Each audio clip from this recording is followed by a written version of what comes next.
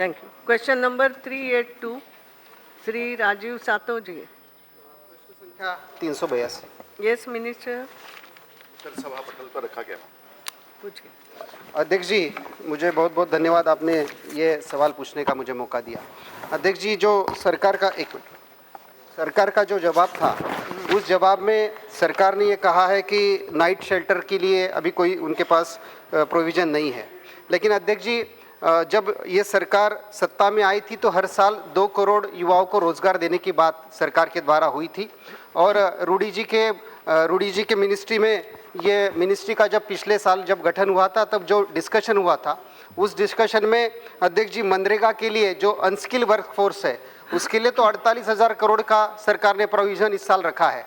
लेकिन skill work force के लिए सिर्फ 2900 करोड़ का प्रोविज़न प्रधानमंत्री कौशल विकास योजना के लिए है। तो मेरा आपके माध्यम से सरकार से ये सवाल है कि पिछले साल आपने 20,59,000 लोगों को, 69,000 लोगों को प्रधानमंत्री कौशल विकास योजना के तहत ट्रेन किया, और आपके सर्कुलर के अनुसार 70% लोगों को आप रोजगार देने वाले थे। लेकिन उसमें से सिर्फ आपकी फिगर ये है कि 2,36,000 लोगों को आपने रोजगार दिया है। तो इसका मतलब ये है कि अगर हर साल सिर्फ 2 लाख लोगों को आप रोजगार दोगे, तो आपका जो 2 करोड़ लोगों को रोजगार देने का वादा था, वो कहीं ना कहीं फेल हुआ है। तो क्या सरकार मानती है कि रोजगार निर्मित में कहीं ना कहीं सरकार की ये विफलता रही? महोदया, ये 3-4 सवालों को उन्होंने एक ही प्रश्न में डाल दिया। इनका मूल प्रश्न शेल्टर होम्स के बारे में था और वहाँ किसी प्रकार का प्रशिक्षण दिया जाता है या नहीं। मूलतः ये सवाल सोशल वेलफेयर सेक्टर का है, जिसमें शेल्टर होम्स होते हैं, और अभी तक ऐसा कोई प्रावधान नहीं किया गया है जो इस प्रकार के शेल्टर होम्स बेसिकली दिल्ली और बड़े शहरों में जो मौसम के कारण उनको वहाँ रखा जाता है और रात को वो आश्रय लेने आते हैं और उनको प्रशिक्षण दिया जाए, इस प्रकार का अभी तक हमारे मंत्रालय में कोई प्रावधान ऐसा नहीं है। इसके अतिरिक्त उन्होंने कहा कि प्रधानमंत्री कौशल विकास योजना के तहत 70% नौकरी देना है। शायद इस पूरे योजना के परिभाषा में मैं बताना चाहूँगा, जो प्रधानमंत्री कौशल विकास योजना के तहत जो प्रशिक्षण का काम चल रहा है, इसमें पहले जो योजना थी उसमें कोई मानक नहीं दिया गया था कि ये जो बच्चे ट्रेन होके जाते हैं उन्हें कंपलसरी रूप से एम्प्लॉयमेंट भी लेना है।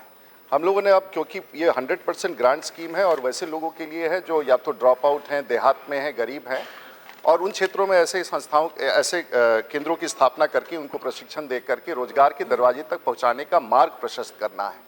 और मूल रूप से जब ऐसे बच्चों के बारे में हम बात करते हैं तो वो बच्चे वैसे हैं जो एंट्री लेवल, जिनके गांव देहात में रहने पर 2,000-3,000 की भी आमदनी नहीं हो, उनको थोड़ा प्रशिक्षण दे करके एंट्री लेवल जॉब तक पहुँचाना है। और इसलिए हम लोगों ने इस मानक को कंफर्म कर दिया है कि अगर 100 बच्चे कहीं किसी संस्था में प्रशिक्षित हो रहे हैं इस योजना के तहत, तो 70% को एम्प्लॉयमेंट की परिभाषा हम लोगों ने 3 कर दी है।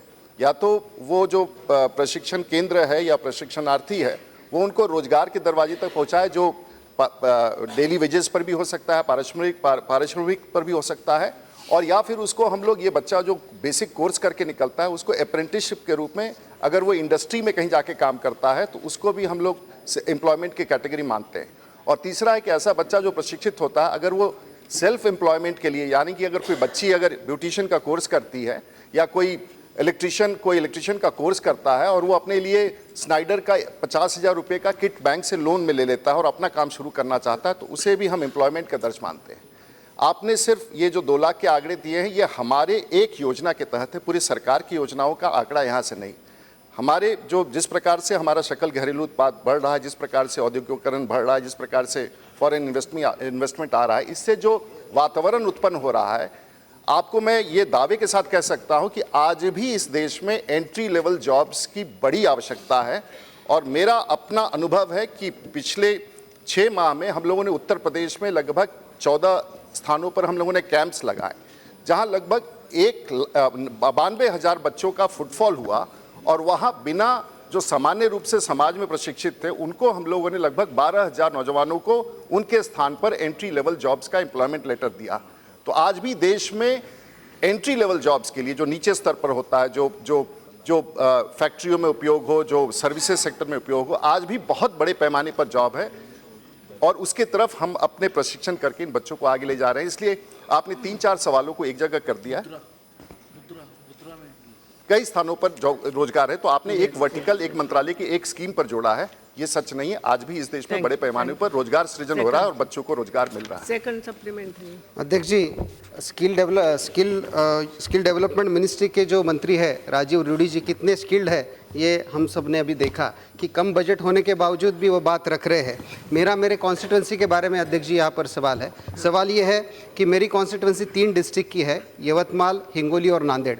इसमें प्रधानमंत्री कौशल विकास केंद्र की स्थापना मंत्री जी क्या जल्दी करेंगे, इस बारे में सदन को पूछा होगा। महोदय, इस पूरे स्ट्रक्चर में जो स्किलिंग का था, क्षमा कीजिए, देश में लगभग 30-35 हजार संस्थाएं और विशेष करके एनजीओज किसी न किसी कार्यक्रम में स्किलिंग का काम कर रहे थे। और जब ये मंत्रालय का गठन हुआ तो सबसे बड़े हमारे लिए जो चुनौती था कि आखिर में गुणवत्ता के साथ स्किलिंग का काम और रोजगार तक पहुंचाने के लिए क्या किया जाए। और इसके कारण अभी भी माननीय सांसदों के दिमाग में जो बात है स्किलिंग के बारे में, देश में स्किल कोई बहुत उस पूरे व्यवस्था में जो काम किया जा रहा था उसमें एकरूपता नहीं थी। इसलिए हम लोगों ने तय किया कि अब जो कुछ भी हो वो गुणवत्ता के साथ हो, और उसके लिए हम लोगों ने पहले बेंचमार्क स्थापित करने का कोशिश किया, क्योंकि अभी तक औपचारिक स्तर पर जो स्किलिंग का काम होता था वो आईटीआईज में होता था, लॉन्ग ड्यूरेशन स्किलिंग का काम। जो शॉर्ट टर्म स्किलिंग का कोर्सेज था उसके बारे में मान्यता या उस प्रकार की व्यवस्था कम थी, और इसीलिए सबको ये समझ में आए कि स्किलिंग किस प्रकार से हो। तो हम लोगों ने प्रधानमंत्री कौशल केंद्र की कल्पना की, जो माननीय सांसदों के क्षेत्र में स्थापित करने की बात हमने पहले भी सदन में किया है। अभी हम लोगों ने लगभग 400 स्थानों का चयन किया है। 400 स्थान में लगभग 400 स्थानों में लगभग अभी 100 स्थानों पर हम स्थापित कर पाए हैं। 60 स्थानों पर उद्घाटन भी हुआ है और कई माननीय सांसदों ने जाके उसका उद्घाटन भी किया है। अगले 1 माह के भीतर हम 40 और केंद्र करेंगे, क्योंकि ये अभी तक वैसी बड़ी संस्थाएं, क्योंकि ये फिलैंथ्रोपिक काम के रूप में नहीं है, इसमें हम लोगों को जो काम कराना है गुणवत्ता के साथ करना है। एक हब हो जाए जिला में जहां इस प्रकार के प्रशिक्षण माननीय सांसद देख सके और इसके छोटे छोटे स्पोक्स विभिन्न योजनाओं के पूरे जिला में फैल सके। हम कोशिश कर रहे हैं और ये प्रयास है कि अगले 6 माह के भीतर कम से कम 250 स्थानों पर संसदीय क्षेत्र के भीतर करें।